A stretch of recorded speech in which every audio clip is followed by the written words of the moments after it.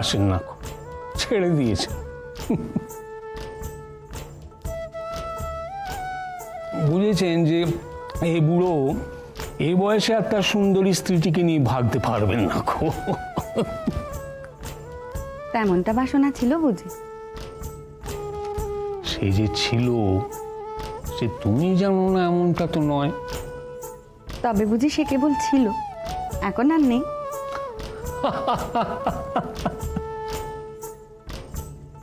সাথে কি আর লোকে তোমাকে ছিষ্টি ছাড়া বলে? হ্যাঁ, মেয়ের মা কিনা ঠাকুর জামাইয়ের সঙ্গে পালাবার তাল করছেন। এও ধম্মেশ হয় না। না মেজগিন্নি, তোমার জন্য আমার নরকবাস নিশ্চিত। তবে তো চলে যেতে হয়। কিন্তু আমার যে স্বর্গের চেয়ে নরকের পরেই টান বেশি গো। আর বসো বসো, দুটো কথা কই।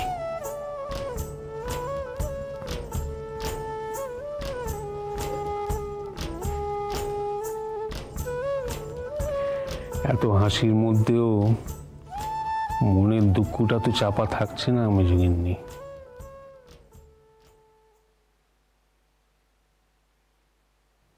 ইচ্ছে ছিল না মেয়ের বিয়েটা দেওয়ার?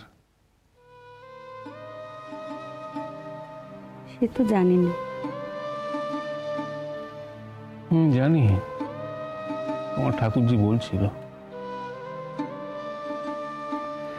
মাঝে মাঝে কি মনে হয় জানো, সংসারে তুমি বড় ভুল সময়ে জন্মেছ, বড় আগেই জন্মেছ। সমস্যাটা বুঝি তোমার কথা বোঝার মন এখনো হয়নি কো, বোধ হয়নি কো।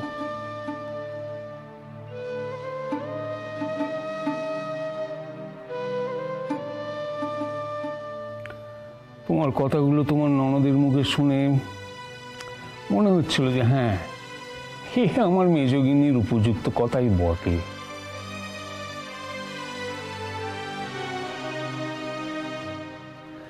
কিন্তু সংসারে কজনা বুঝবে এর মানে।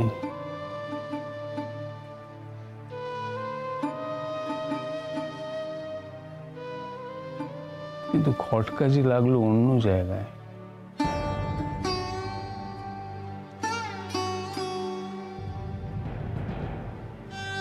লড়াইখানে ছেড়ে দিলে কেন মেজগিন্নি?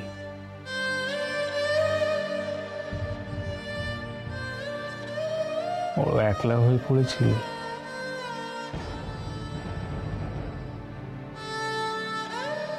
সে তো সে কোন কালে হয়েছিল, চিরটা কালের মতো একলা করে যখন চলে গেছিল একজন। তবে সেই থেকে তো আজ পর্যন্ত তোমায় কখনো লড়াই ছেড়ে চলে আসতে দেখিনি। তাইলে এমন মাহেন্দ্রক্ষণে কেন তা করলে? ঠাকুর জামাই, লড়াই কান্না লড়তে গিয়ে দেখলুম আমি মনে করছি যার জন্য লড়ছি সে রয়েছে আমার উল্টো দিকে। প্রথম ধাপটাই তো হেরে বসে আছে।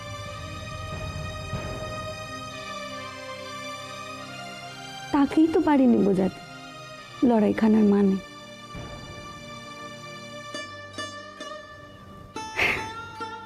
সবকিছু বুঝি জোর করে হয় না, হবার নয়।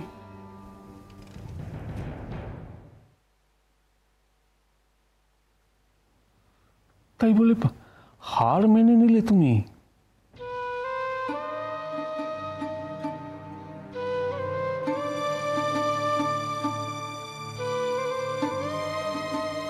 মজার কথা কি জানেন, এই সংসারে সবাই সব কাজে যখন মেজ বউয়ের গুঁ দেখেছে, জেদ দেখেছে, বেহায়াপনা দেখেছে, নির্লজ্জতা দেখেছে, তখন একটি মাত্র মানুষ,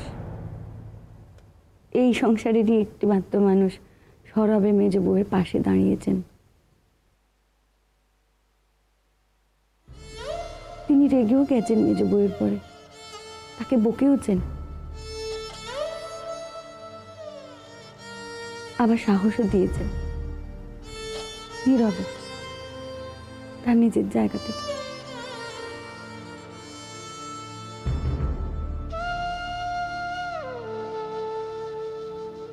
সেদিন হঠাৎ দেখলুম চাঁপার বিয়ে দেব না আমার এই সংকল্প হয়তোবা তাকেই সব থেকে কঠিন জায়গায় ঠেলে দিয়েছে।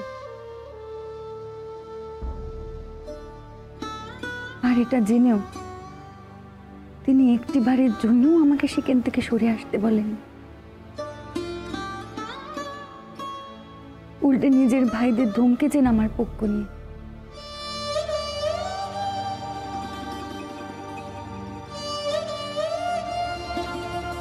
বড় ছোট লাগলো নিজেকে।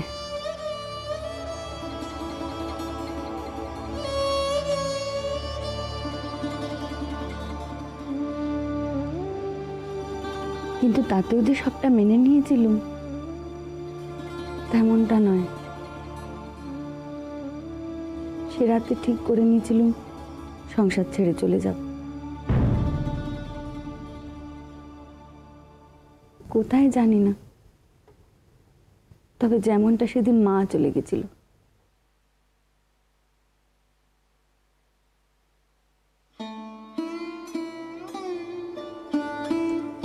মা হয়তো জানতো মা কোথায় যাবে। তার যে একখানা বিরাট জোরের জায়গা ছিল দাদামশাই,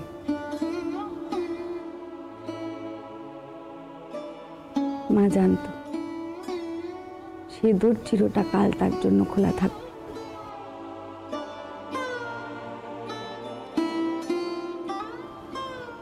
এমন কোনো খোলা দূরের কথা আমি জানতাম না, ভেবেছিলাম মার কাছে যাব। জানি না সে দূর আজও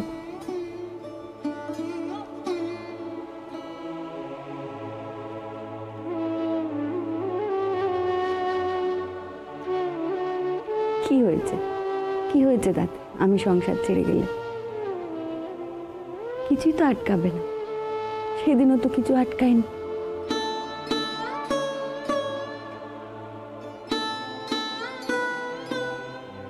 সংসার তার নিজের গতিতেই চলে, নদীর মতো। পথে কোনো বাধা এলে পথখানিক সরিয়ে দিয়ে সে নিজেকে আবার গুছিয়ে নেয়। সংসারও তো তাই, সেও নিজেকে আমাকে যারা ঠিক গুছিয়ে নেবে।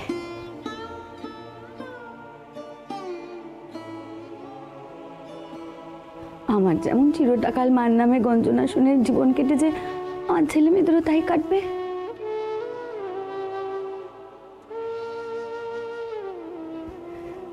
আমি সংসারে থেকেও তো তাদের তেমনটাই কাটে।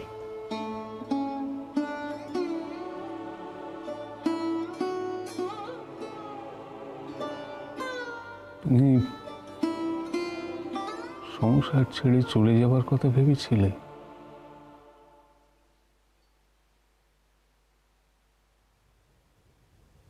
ভেবেছিল, পারলুম কই।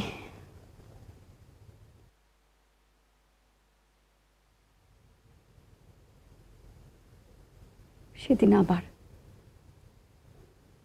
আমার আঁচলেই টান পড়ল। আবার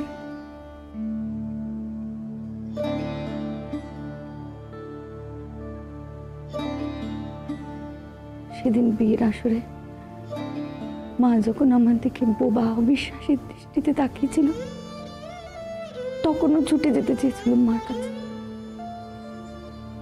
পারিনি। টান পড়লো আঁচলে, গাঁট ছড়ার টান।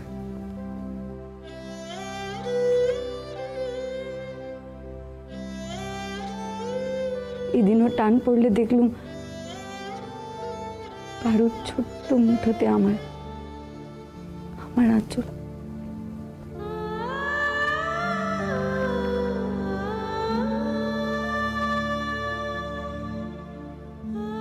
সেদিন মার আঁচলে তো কোনো টান পড়েনি, সে তো চলে গেল, সবার সামনে দিয়ে চলে গেল। বাবা, ঠাকুমা, শুধু পিসি, কেউ তো তাকে আটকাতে পারলো না। তবে আমি কেন বারবার আটকে পড়ি? কেন সংসার এক একবার এক এক চেহারায় আমাকে আটকে দেয়?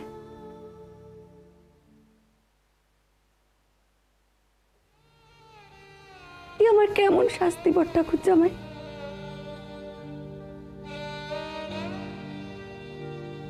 তোমরা আমাকে নিজের মতো বাঁচতেও দেবে না, আমাকে ছেড়ে যেতেও দেবে না। আমাকে কেবল তোমাদের তৈরি করা পথে তোমাদের মতো করে ঘুরে ঘুরে মরতে হবে। কেন?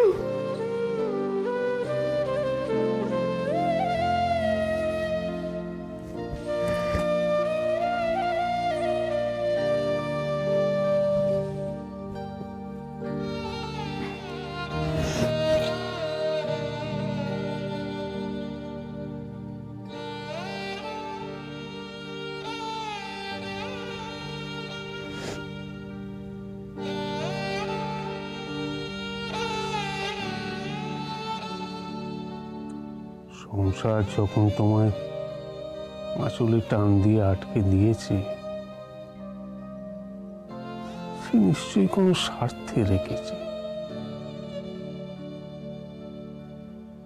তোমাকে দিয়ে কোনো জরুরি কার্যোদ্ধার করানোর আছে তার।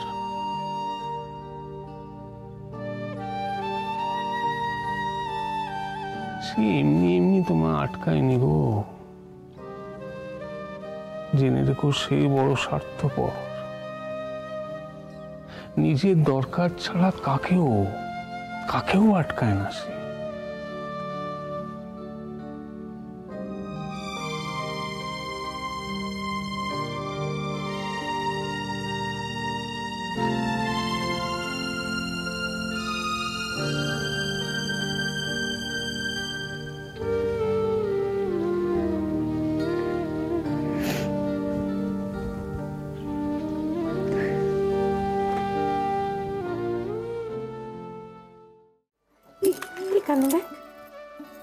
দেখো,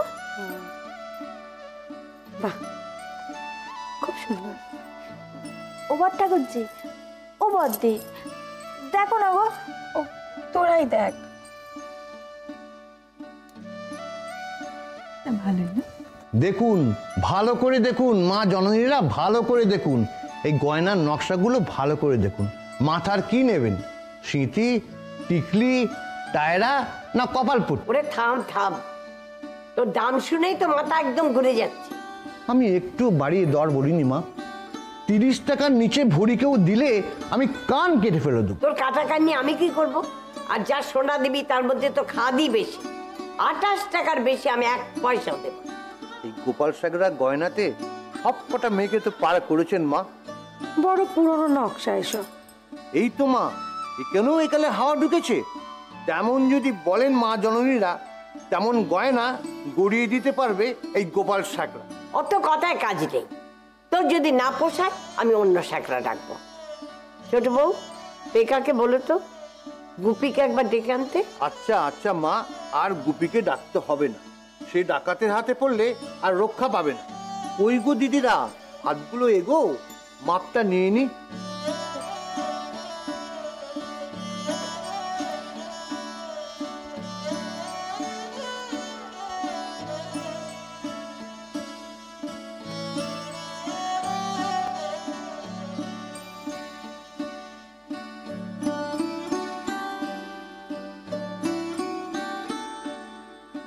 মা জননী, একটু জল খাবেন? বড় তেষ্টা পেয়েছে। এই মল্লিকা, মল্লিকা, ওনাকে 1 ঘটি জল এনে দে তো। হাতে দে।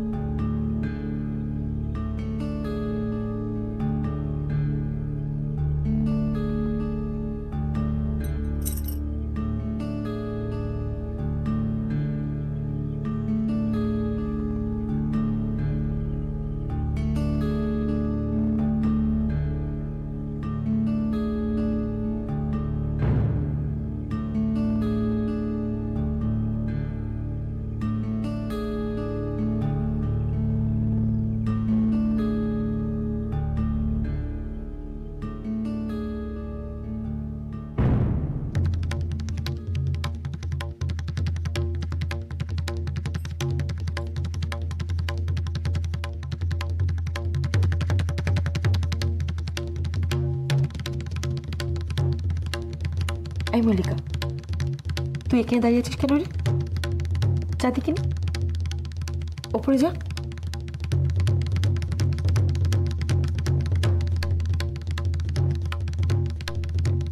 যা।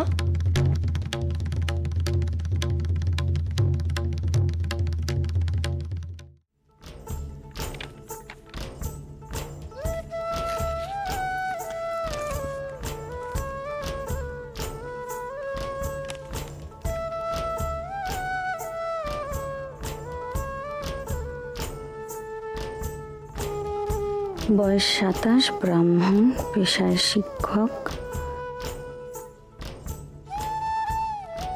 আদিবাড়ি হুগলি জেলার ত্রিবেণী, 2 পুরুষের কলকাতায় বাস, বাগবাজার অঞ্চলে নিজ গৃহ, বিধবা বিবাহে আদর্শগত কারণে ইচ্ছুক।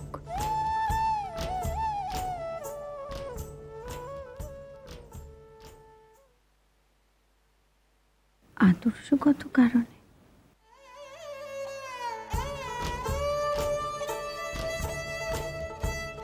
নিম্নলিখিত ঠিকানায় যোগাযোগ করুন।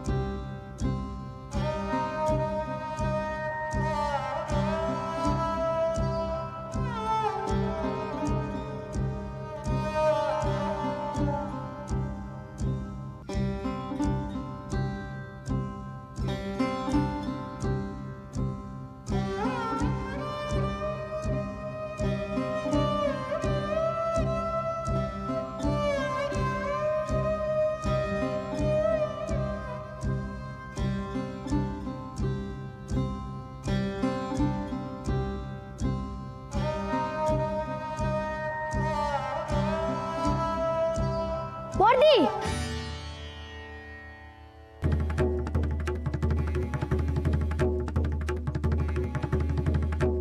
বর্দি